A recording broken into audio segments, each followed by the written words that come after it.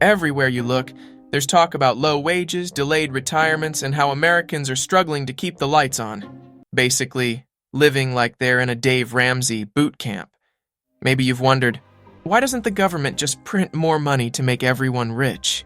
Pay off debts, finally finish that high-speed rail project they've been promising since before your grandparents were born, and let's call it a day.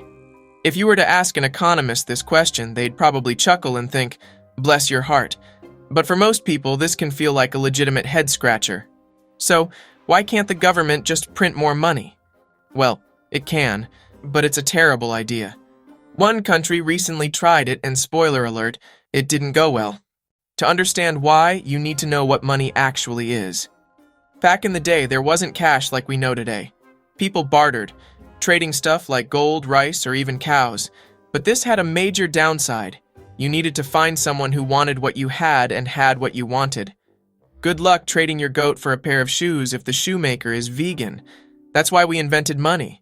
Everyone likes money because you can trade it for almost anything, and the other person is happy to accept it. Problem solved. But here's the kicker. The money we use today, dollars, euros, yen, is what's called fiat currency. That means it has no intrinsic value. It's just a fancy piece of paper or numbers on a screen. The only reason it has value is because we all agree it does. You trust you can buy tacos with a $20 bill, and so does Taco Bell. Now, imagine you take that $20 to Mars. Unless the aliens are really into collecting Earth memorabilia, your cash is worthless. Food, gold, or weapons? Much more useful. Let's go back to our original question. What happens if the government prints more money?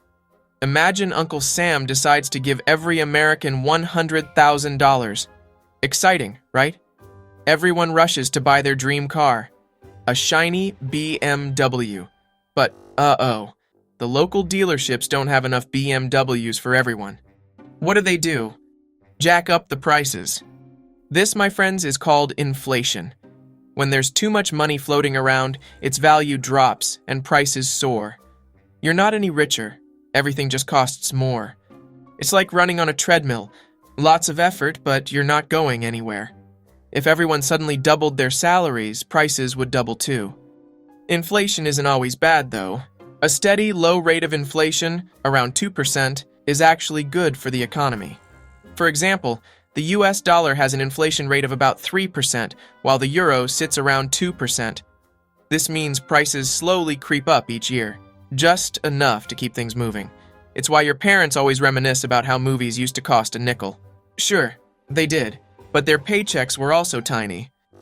Now let's talk about what happens when inflation goes completely off the rails.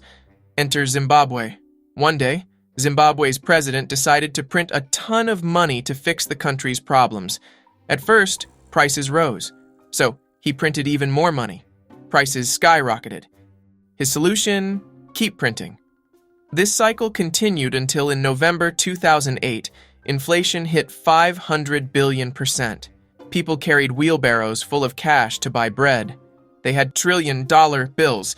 By the time Zimbabwe finally gave up on its currency and adopted the US dollar, the exchange rate was $1 to 35 billion Zimbabwean dollars. The lesson here? Printing money doesn't solve problems, it creates them.